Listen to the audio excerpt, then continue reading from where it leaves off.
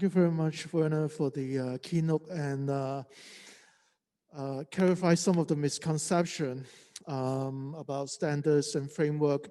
I think it's very useful for all of us who are required to disclose sustainability performance. And thank you joining today's panel, fellow judges. Johnson, Professor Yarami, and also in Australia, Dr. Robert Gale, and also joining online is Angus from Greenest Action. Thank you very much. So I think all of you, especially for the reporting organizations, will be very intrigued to understand, how they continue to improve the ESG reporting.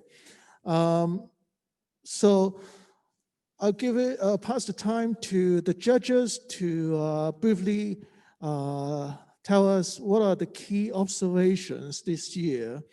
We have been continue to receive very encouraging award submissions this year. So, why don't Johnson, would you like to go first? And Werner, please feel free to chime in from GRI perspectives. Sure, thank you, Tony. So for this year, I think the general pattern is quite similar to last year, as in we can see some large cap companies are leading the way, while we see some exceptional mid cap companies also standing out in terms of the reporting performance. And we also see some very encouraging cases in some specific areas like target setting or governance, where we used to see more lagging performance. And with now the revised ESG reporting guide by the Hong Kong Stock Exchange taking effect this year, we hope to see there may be more encouraging result in next year's performance. But there's one thing I want to highlight here. I think it is now time for companies to think more about the negative side. Understandably, companies want to talk about a lot of positive things, encouraging things in their ESG report, so that it looks great. But at the same time, I think in the last panel, it has been repeatedly mentioned, the TCFD recommendation, it is largely about risk management. And it is what investors and different financial institutions are looking for. It is what they want to see. They want to know the company is aware of these risks. They are aware of the downside. They are actually managing these situations well. So I think there's a cultural shift here that is needed, that we stop seeing ESG reporting as simply a marketing or PR exercise, but see it as a strategic exercise. And when you see it as a strategic exercise, to actually admit the existence of problem is the first step to show your commitment to actually improve and resolve the problem. So I think that is the key part for all the companies here today. Thank you, Johnson. Professor, why don't you share your perspectives? Okay, thank you very much. Yes, I have been working as a judge for this HERA award for several years. And I'm increasingly convinced that the companies are really taking this challenge of sustainability very seriously. And particularly the climate change issue, as mentioned in the previous session, that this issue has become really important. And because of the importance of the information provided through the sustainability report, really evaluated by investors and analysts. So it's not just the PR activity as mentioned by Johnson, but it's really important to communicate with the stakeholders by providing accurate and honest information, not just the positive information, but also you need to clarify the negative information in the sense that you need to disclose all the accurate information to stakeholders so that the investors, analysts, researchers can evaluate all the information correctly.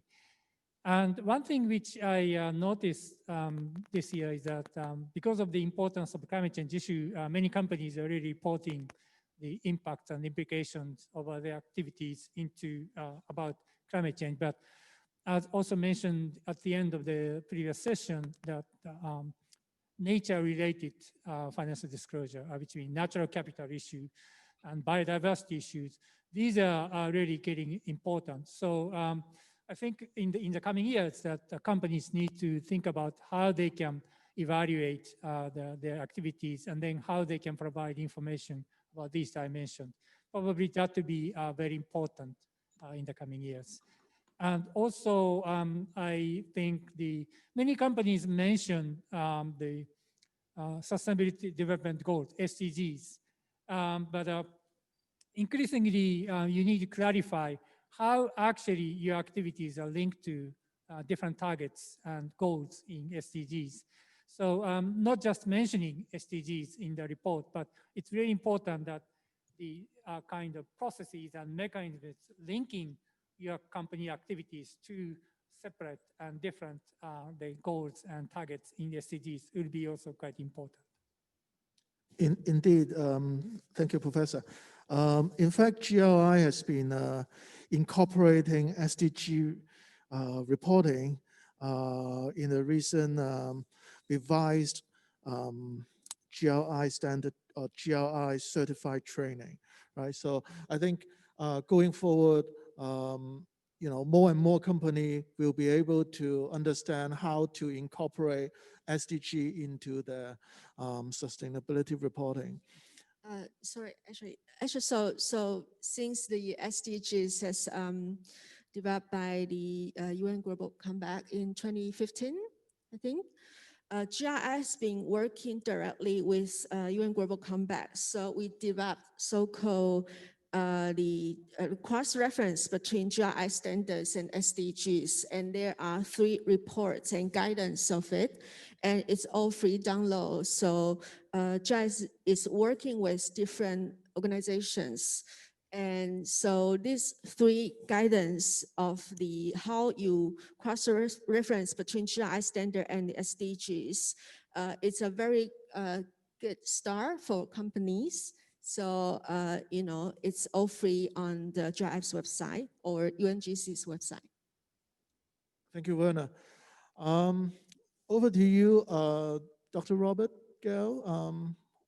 This is your first year to be the on the judge panel. So what's your perspective for companies in Hong Kong? Yeah, so thank you for inviting me. Just building on the previous comments, I'm very interested in actual performance reporting on the accountability and responsibility of companies in tracking their achievements and at the same time still reporting on the work that still has to be done. So from my perspective, there's a lot of positive things to be said about the reports, but there's still work to be done on franker disclosures of material issues, clearer accounts of stakeholder engagement. And I do think, and this has come through over the course of the morning in other comments as well, that there needs to be a really good link between governance and strategy that's related to the risks that are to be managed and the targets that are chosen to report on those risks and so on. So all up, my focus is really on the need to focus more on actual performance reporting and accountability and responsibility. So. Great. Thank you, Robert. Angus, what's your thoughts after reviewing all the award submissions this year?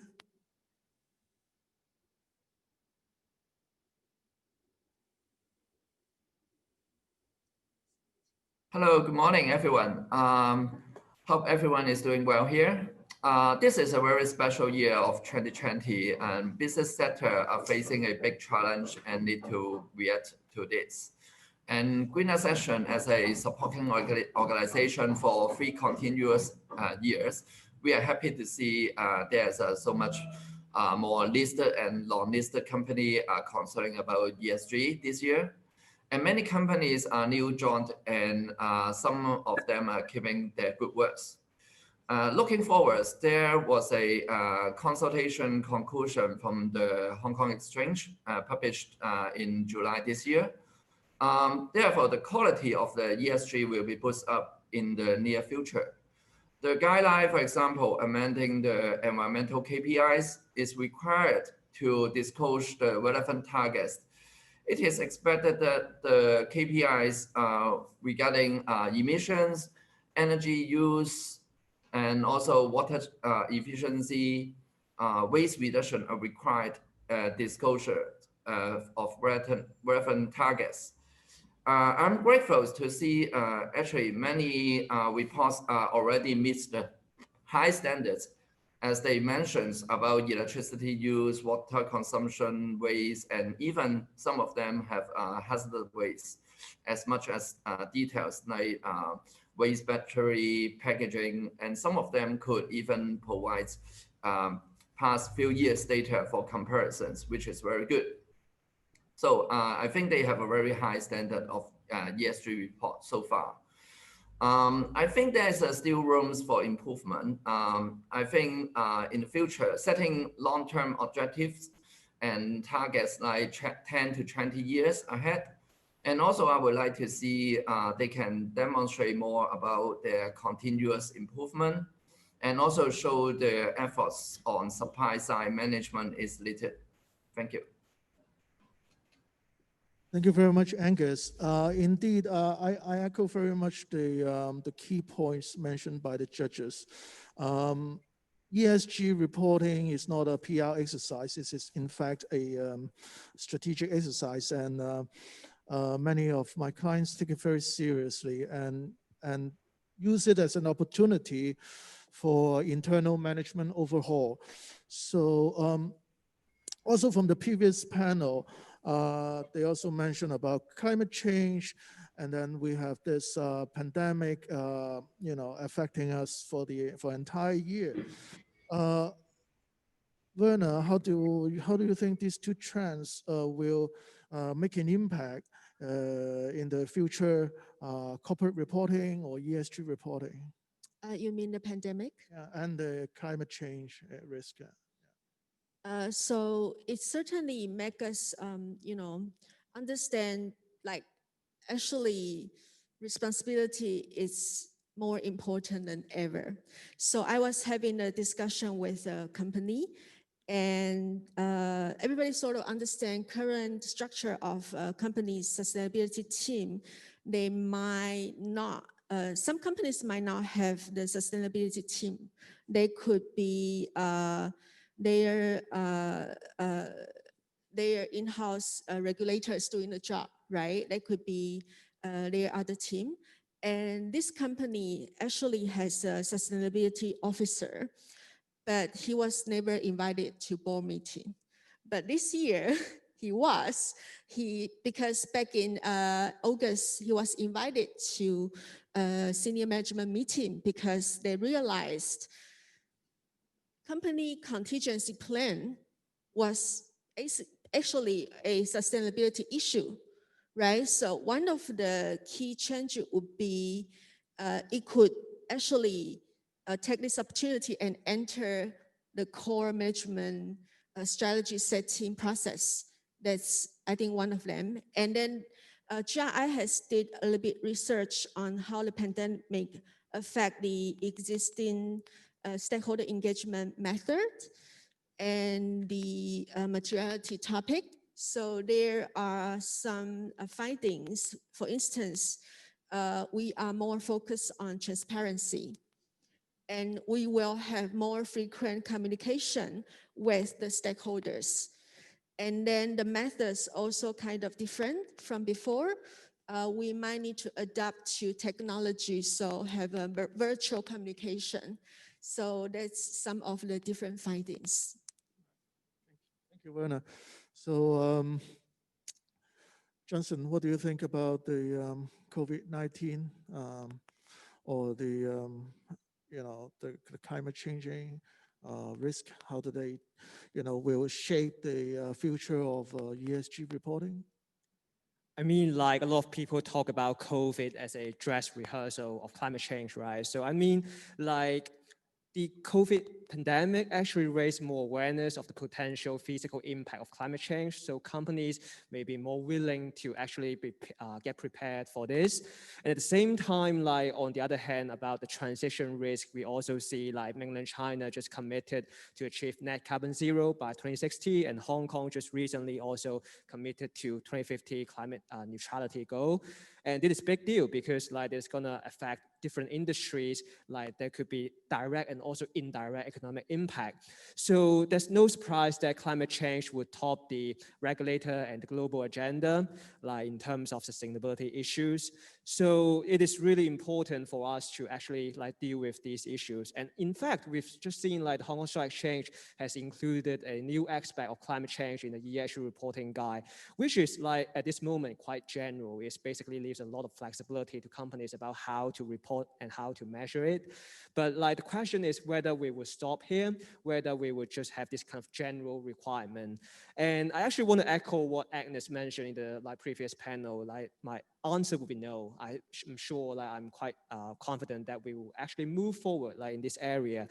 And just last month, we've seen like in the UK, like they have crafted a roadmap towards like mandatory TCFD reporting by companies by 2025. So that's quite soon. And it's not just for listed companies, but also for non-listed companies. So that's quite a master plan. And you know, like Hong Kong is a city committed to green finance and also an international financial center.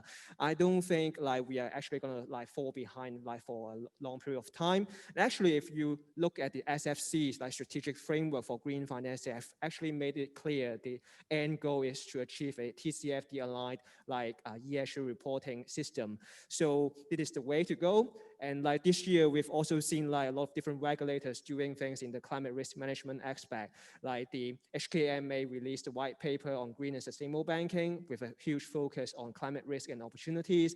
And also the SFC revising the fund manager code of conduct, also placing a focus on climate risk management.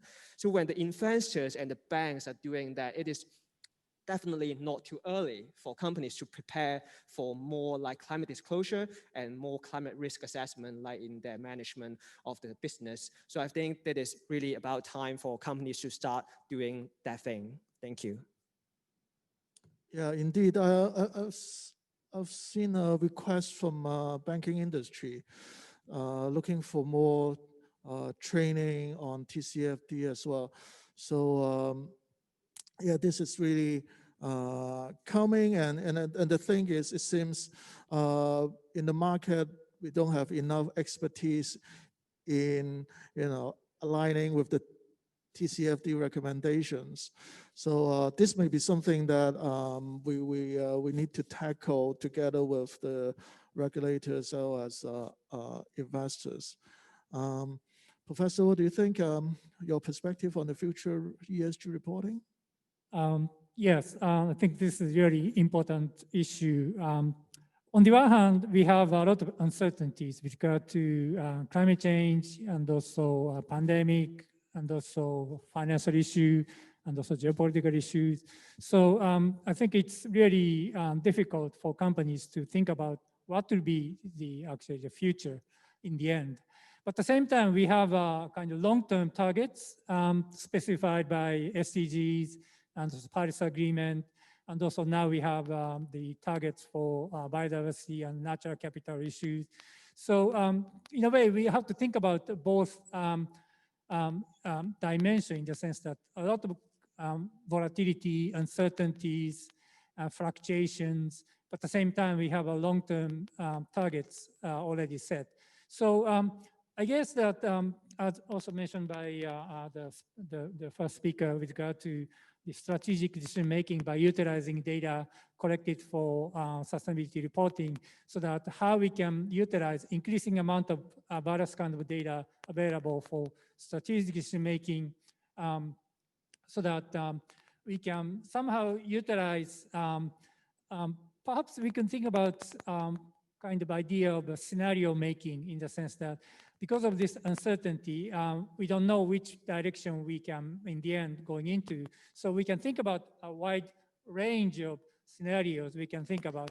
And then we can use all this data used for sustainability reporting, for strategic decision making, given the multiplicity of different futures we can think about. So I think increasingly how we can combine sustainability reporting with the strategic decision making by the top management will be very important in the coming years. Thank you. Indeed, the Hong Kong Stock Exchange has been pushing the board involvement in the ESG reporting. Hopefully, it will make it a more strategic exercise. Angus, what do you think? How COVID-19 going to shape ESG reporting? Hi, yes, you're right, Tony. COVID-19 and also climate change is very challenging issues. I think we should adapting to the new normal in the coming future. And I would like to share data with you. According to the World Meteorological Organization, the provisional WMO report on the state of global climate in 2020, which is on track to be one of the 3 warmest years on record. From 2011 to 2020 will be the warmest decades on record, with the warmest 6 years all began since 2015. According to WMO Secretary General, Professor Tales, 2020 has unfortunately been yet another extraordinary year for our climate. New extreme temperature on land, sea, and especially in the Arctic, and also wildfires consumed in vast area in Australia, Siberia, and the US West Coast and South America. So this is a big alarm to alert us to take action to tackle the climate change.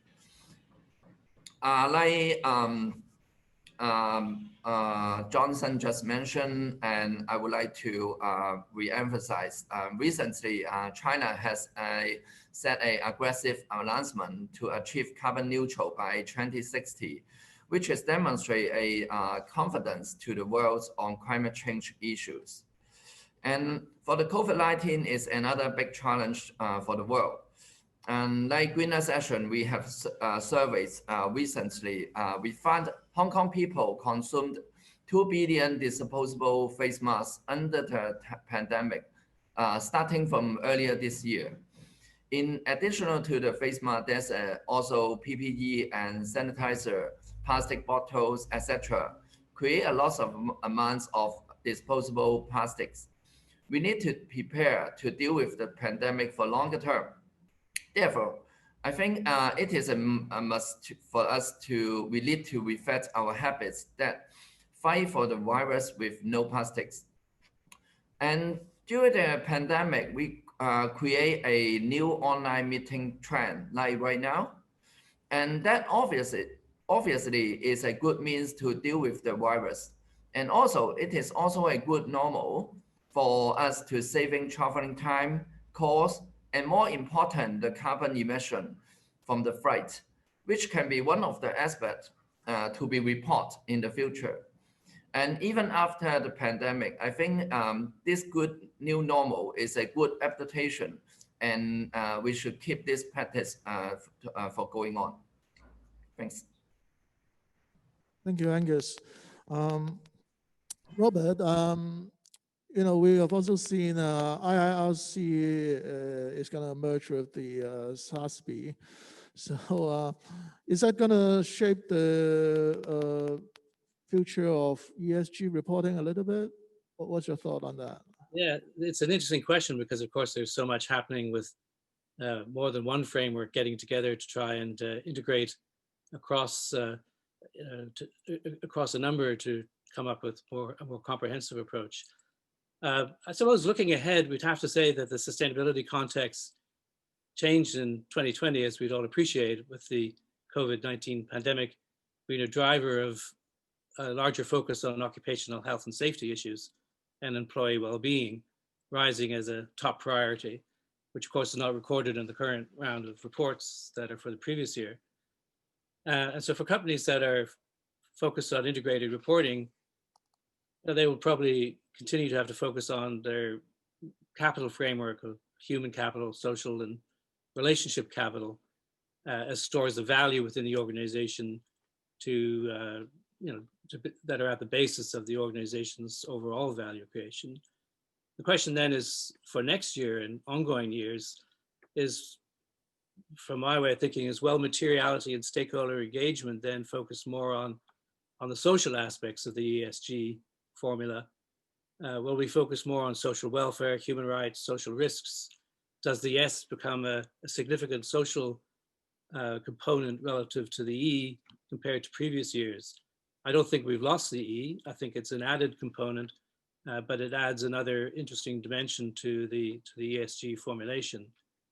And on the social side, it might also add some challenges on transparency, where in those instances, and I can't speak directly to Hong Kong, but in those instances where companies have been significantly assisted by government intervention through bailout programs and support packages and subsidies and so on, the degree of disclosure that these companies enter into afterwards to show the level of support and help that they've had, while at the same time maybe paying out dividends or having their overall share price increase, might cause some challenges for them. So there's some interesting questions there. But basically my point really is the one around the changing formulation of ESG and potentially the rise of the S in that formulation. On the integration, on integrated reporting and its potential merger with SASB and the other frameworks that are trying to produce common standards, from my point of view, the jury's out there and a lot of work still needs to be done, because we still need externality reporting. We still need to focus on the impacts of organizations on the environment, on society, on the economy, and not just on the internal concerns of businesses about how they're being affected by unhappy drivers such as COVID-19 or stricter regulations and so on. So interesting question to raise. Those are a few of my thoughts. Thank you. Right. Thank you, Robert. Definitely, yes, the S is getting more attention in 2020 because of the COVID. And I think Hong Kong Stock Exchange is, doing it in the right timing by upgrading the social disclosure requirement to comply or explain. So we've been talking a lot about future-proofing the business. How can companies do it via ESG reporting? We've been talking about board involvement, linking the business to the sustainability strategy, etc. More involved in risk management. So maybe Werner, would you like to share some of your thoughts regarding, future-proofing the business via ESG reporting? So at GRI, we always say, it's never about reporting itself. It's actually about the process. So when you are doing a report, the report itself, it's an output, it's a publication. It's helped to communicate with your employees included, your customers, your other stakeholders or business supply chains. But then in the process of preparing the report, you have a way to align your company's strategy with the cross departments, for instance, data collection process, and also the cross-departmental communication. And a long time ago, we have this term CSR. Now we have this term ESG. Other places use the term sustainability. So I don't know if you know, but I did check. So no matter what the term used, that pretty much depends on the structure of the capital market. But one thing is clear is everything is converging, right? So the future proof for business itself, it's this, like, no matter you are doing this for a regulatory requirement, or if you are a company that you are actually wanting to contribute to sustainable development, or you are a company that it's already a leadership in your industry and you wanted to take a leadership role and translate into your business opportunity, throughout the reporting process, you can basically just take this opportunity and align the company's strategy. That's my thought. Thanks, Werner. I couldn't echo more. Whenever we've got chance to talk to the company and with the different departments, we can always identify ways to improve the management approach, especially focusing on material topics. Johnson, so you mentioned about balance. I mean, negative companies should also, disclose the negative side of the impacts. So, how that the rising board involvement will drive that, or how that's gonna help future-proof the business by ESG reporting. I mean, like ESG governance is definitely the foundation of a future-proof business, like resilient business. Like if you think about it, like the board of directors, like the brain of a company is like the wheel, and without the wheel, there's not much you can do. So I think COVID is a very good reminder that we can't really manage something we don't expect, while like we see some other sustainability challenges like climate change and other environmental issues, we're actually seeing that coming. So the question is, what do we do with that? And I think the very first step, the necessary step, is to ensure that the board is aware of these challenges and how that's going to affect like the company's bottom line and also its relationship with different stakeholders. So that's a very first step. And of course, like we need to have like very good eyes to make sure that like the board of directors actually have the right information, so that relates to impact measurement that is sort of like beyond your question. But like, I mean, like the Hong Kong Stock Exchange is actually trying to do that. You see, like they have introduced a mandatory disclosure requirement, like to discuss like how the board is actually addressing like these different sustainability issues. But as I usually like talk with you, like the reporting well is different from doing well, right? Like in principle, that you could like fantastically like report how bad you are doing. Of course, that's usually not the case because companies don't talk about like the bad things they have. But like as Fiona just mentioned, like reporting is just an output. It doesn't necessarily like mean what you are actually doing. It is really like the most important thing is about what you're actually dealing with, like these issues, what you're actually doing. So I think it's really important to actually clarify like the role of like the board of directors, like from a policy perspective as a policy researcher. And we've seen like the Hong Kong Stock Exchange has like actually developed a ESG guide for the directors, like to discuss leadership and accountability. And perhaps I think one thing that they can consider is to align the CG code, like the corporate governance code, with the expectations outlined in that ESG guide for the directors, so that we can have a clear like feel about like what the role of the board really is like in managing ESG issues. And also on top of those requirements, I've also seen like some better practices like in some other like jurisdictions, like in Spain and in France, where the companies are performing very well in terms of sustainability. And you can see like in the CG code, they would not just require like strategy, governance, etc. They also require that, for example, like the remuneration policy to incorporate like non-financial criteria, such as like environmental and social criteria. So that's very remarkable. And also in UK, we've seen like specific clause to actually encourage employee participation, not necessarily like those like two-tier board system in Germany or other places, but like they can have like a designated like non-executive director like responsible for employee engagement, or having a representative from the employees, the workforce like in the board, etc. Like, so there are different ways of doing that. And I think all these things could actually contribute to a like more sustainable way of managing like the business and also different sustainability issues. And actually, most importantly, to incentivize the board to actually take sustainability issues seriously, not just as a compliance issue, but also as a strategic item. Right, thank you. Johnson, Professor, do you agree that the board is the most important factor in future-proofing the business using ESG?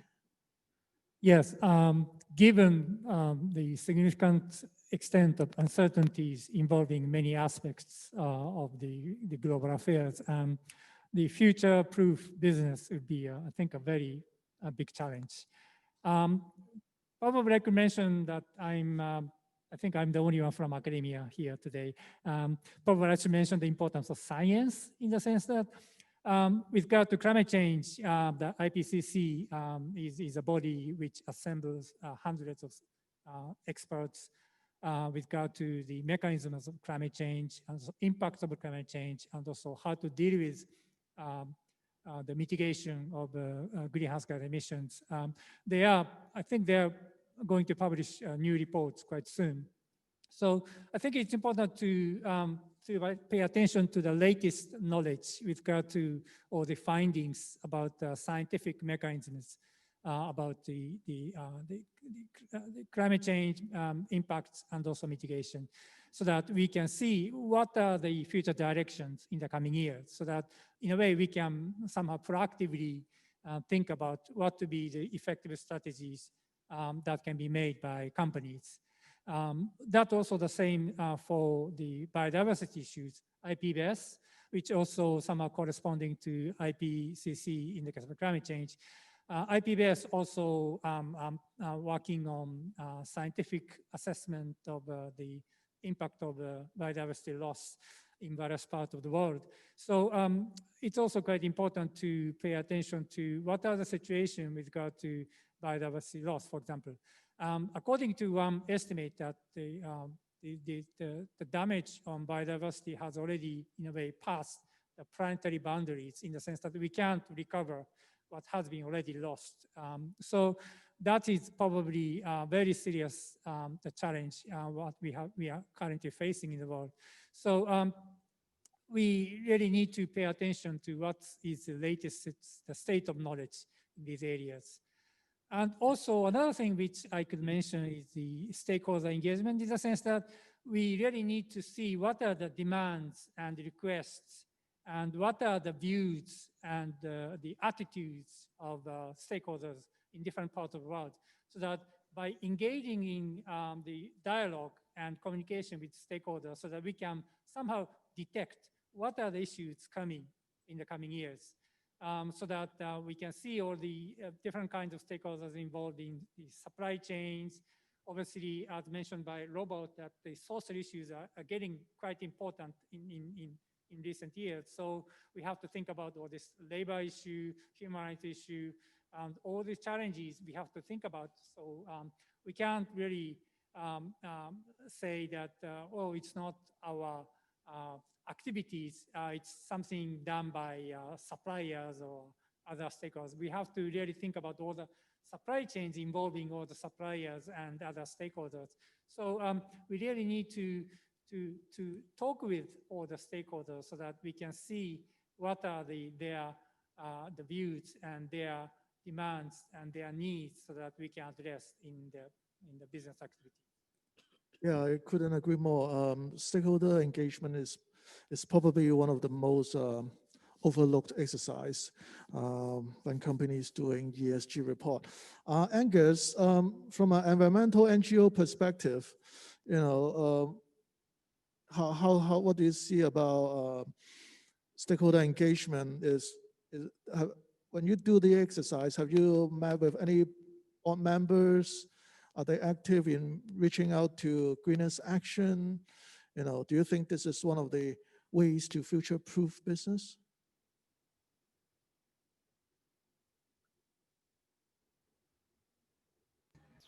Hi, yes.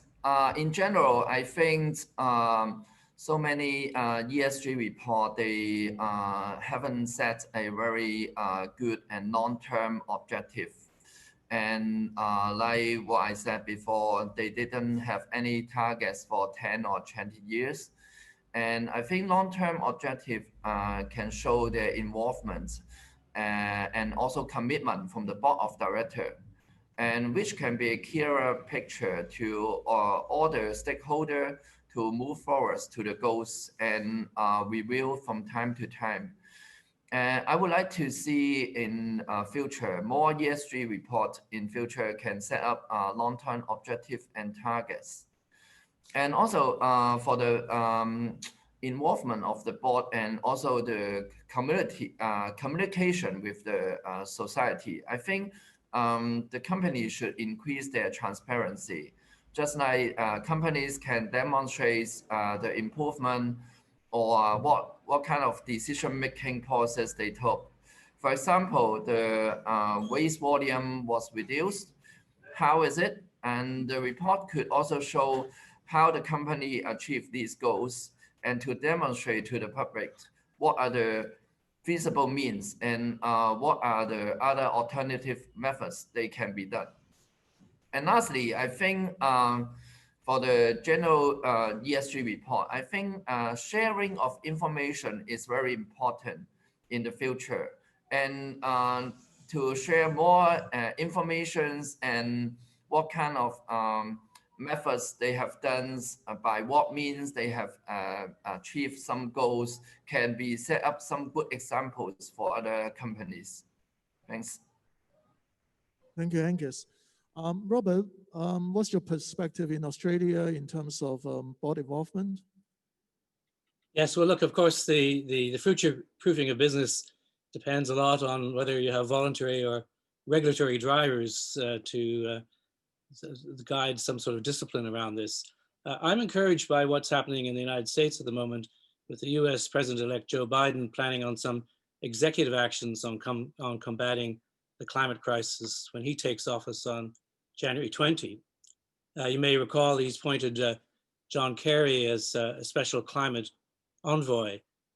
This will have some significant implications for Australia in particular, because these executive actions include one, requiring in the United States federal permit decisions to consider the effects of greenhouse gas emissions and climate change, and to ensure every federal infrastructure investment reduces climate pollution.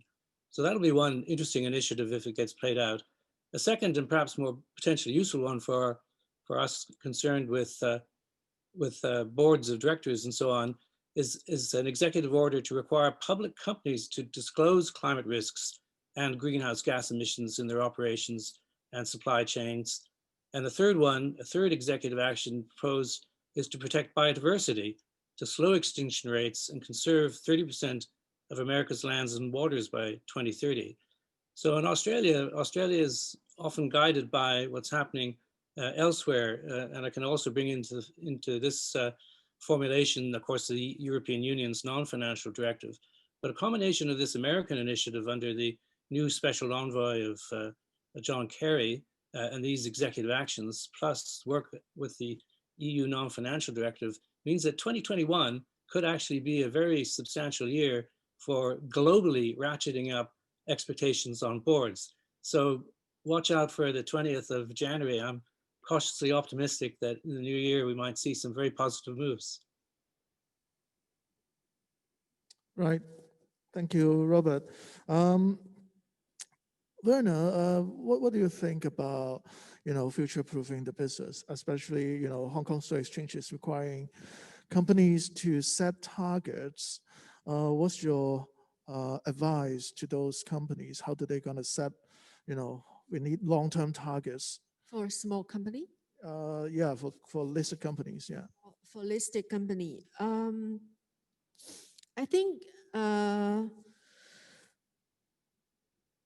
for instance, for those, I'm talking a little bit about those small companies who they don't actually, because Hong Kong has like 2,100 listed companies, and actually a lot of them are SMEs. So I wanted to provide a little bit practical suggestions to those companies who don't have the resources or enough staff to prepare sustainability report or focus on addressing the sustainability issues in the company. They could start with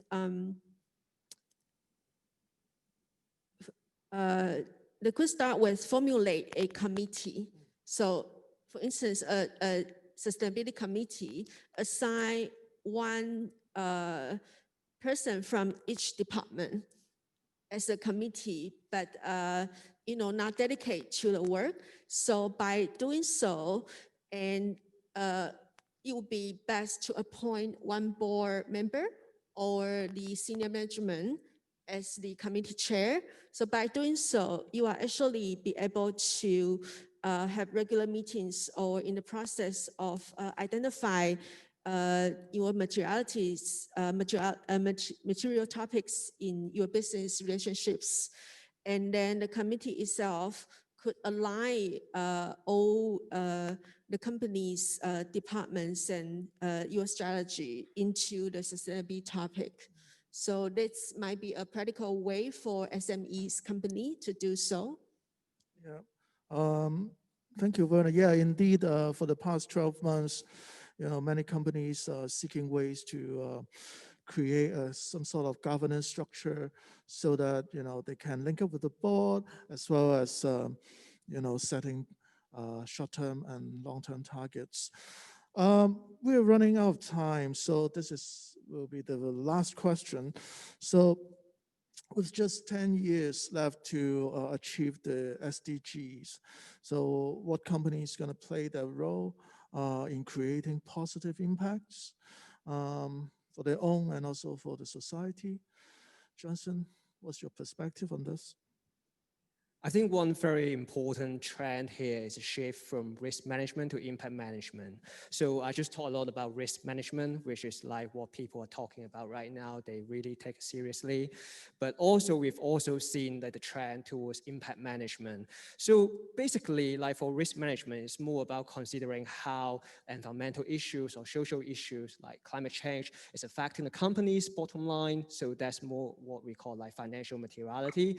While on the other hand, when we talk about impact management, it's more about considering how the company is affecting the environment and society. So that's what we call environmental and social materiality. And also now we've seen like trends towards that kind of impact management. For example, like in PRI, the Principles for Responsible Investment, we used to see they advocate a lot about like the integration of ESG risk into like the risk management. But now they are actually moving towards considering how fund managers could be entitled to consider the real world impact on the environment and society. So they have launched a recent initiative called a legal framework for impact. So that is more about considering a legal foundation of doing so. And also we've seen like developments like the EU taxonomy, which would like have companies evaluated like how much they align with the like environmental objectives of the EU. So a lot of these different developments towards like consideration about like how the company is affecting like the environment and society. But of course, I'm not saying here like if that is what the regulators or like the networks are pushing for, then that's what's going to happen, because sometimes regulators push for things that don't work. But like I wouldn't say here, like it also makes economic sense to do so, because if you think about especially like mega asset owners who basically like essentially would own assets like across different sectors, across geographical boundaries, like it makes sense for them to actually consider the impact of companies on different like environmental and social issues, because they're like universal owner, they own everything. And for a company, a impact may be externality, but like for the asset owner at the portfolio level, it may be internalized in the portfolio. For example, like a company, an industrial company, like making pollution like at the upstream, like may affect the production of an agricultural company at the downstream. So that's externality. But like for the asset owner, they may own like directly or indirectly both companies, upstream and downstream. So that's internalized within its portfolio, and it makes sense for them to actually encourage the industrial company to reduce the pollution, even though it may not directly benefit its bottom line. So I think that is like the rationale behind, and also that's why like there's a lot of dynamic in this industry. And like for companies who want to do like contribute to the SDGs, who want to manage their impact well, I mean, there are a lot of initiatives and like resources out there. For example, the Impact Management Project and also the Impact Weight Financial Accounts, like at Harvard Business School, they are providing a lot of great resources for companies who are ambitious about that. And also, as I mentioned, like impact measurement is like the eyes, and we also need the brain like the board of directors should have the buy-in like for these issues. So we need to have the will at the companies like board level to make sure that they're committed to not just managing risk but also impact. So together, all these I think would be the like necessary like conditions for companies to actually really effectively contribute to the SDGs. Great. Thanks, Johnson. Professor, how do you think the companies should address the urgency with just 10 years left? The SDGs, somehow there are 17 goals. And as you know that somehow almost all issues are somehow included in SDGs. And sustainability has 3 dimensions: environment, economy, and society. So with regard to environment, as many people mentioned, the climate change is obviously one big issue, and then biodiversity is also another one.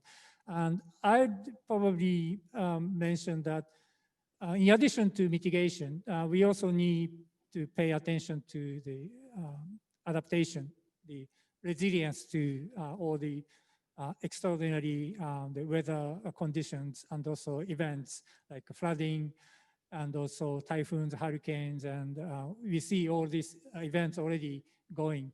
And also in the case of Hong Kong that we have seen all the typhoons and deserts. So we really need to think about how we can increase the resilience to all these natural disasters due to the climate change. So that's one thing. And then also, as you mentioned, the societal issues. And we have seen many incidents of social unrest and also divisions within societies and also political kind of struggle in many parts of the world. So we really need to emphasize inclusion in the sense that, as mentioned in SDGs, that nobody should be left behind, in the sense that all the stakeholders with their different backgrounds, different origins need to be incorporated into SDGs. So in that sense that probably what we have seen in the case of COVID-19, in the sense that everybody needs to be engaged in the sense that we really need to work together to make social distance or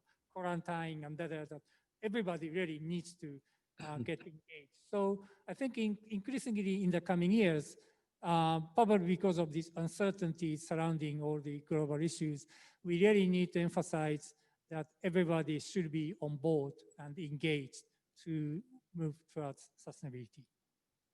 Thank you, Professor. Robert, over to you. You want to give your thoughts on this? Yes, thank you. So SDGs generally reflect a global consensus, but by business, they're often treated as aspirational in terms of the work I see in the sustainability reports that are produced. And of course, then if aspirational, there's a danger of rainbow washing, of coloring everything with one of the goals, one or more of the goals.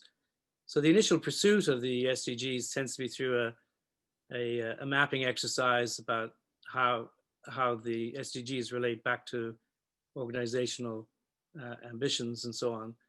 But it has to go beyond a mapping exercise to be meaningful, to actually focus on strategy and value creation for the organization. So for me, it's not enough really to talk about sustainable development goals unless some performance aspect can be traced back to them. And that performance aspect usually would need to be some change in the capital flows of the business to align with a priority goal. And if this doesn't happen, if there's no realignment of capital within the business to address targets or metrics to pursue a goal, then the business is not really being influenced by any particular goal. So businesses need to dig deeper, not just at the goal level, but into the foundation targets that underpin the goals and map back to company performance to actually see how their own internal budgets, how their own capital flows might need to change if they want to really make a difference. So those are some of my thoughts on the SDGs. They're important because business has a role to play, but business has to dig deeper to find out what that role is and get that role right through their reallocation of capital to address particular goals. Great, thank you, Robert. So we need pressure from the institutional investor. We need pressure from the global big brands on their supply chain. Angus, from an NGO perspective, do you see you're going to, give more pressure so that, we can push forward to the SDG within this, the next 10 years? Hi, yeah, I think the SDGs, they have 17 goals, but from the ESG report, we found that some of the companies maybe take more focus on, for example, number 3, good health and well-being, number 4, quality education, number 5, gender equality, and maybe 12, responsible consumption and production. But I think that from our understanding, there is still a gap on some of the SDGs goals, like number 1, no poverty, and number 2, zero hunger. Even in Hong Kong, I think as a NGOs, we're running a food sharing program in since 2013. So we still finding some of the people underprivileged still have a problem of receiving nutrition and food properly. So I think more company can focus on different SDGs, just like hunger, poverty, and they can join and participate programs like us to supporting the food sharing program. And also, we've also found that most of the company did not mention about the SDG, like number 14, life on water, below water, and life on land. I think company, they should have a better supply chain management so that they could adopt simply some kind of set policy, like they should not have a annual dinner or business dinner with, they should avoiding consuming endangered species. And also they can also avoid meat imported from areas of serious deforestation. Like in last years and this year, the Amazon forest have a very serious deforestation situation. So I hope we are looking forward to see more innovative ideas, and also companies can cover more on different SDG goals and collaborate with different NGOs and companies. Thanks. All right. Thank you very much, Angus. I hope after the this panel discussion, participants on site and also joining online would get some ideas to further improve the ESG and sustainability reporting in the coming years, and really not just use it as a PR exercise, but make it setting up your own committee, governing body to supervise, oversee the ESG risk and continue to create positive impact. With that, I'd like to conclude this panel discussion. Thank you very much for the panelists and Werner from GRI. Thank you joining online, Robert and Angus. I'll pass the time to Amanda. Yeah,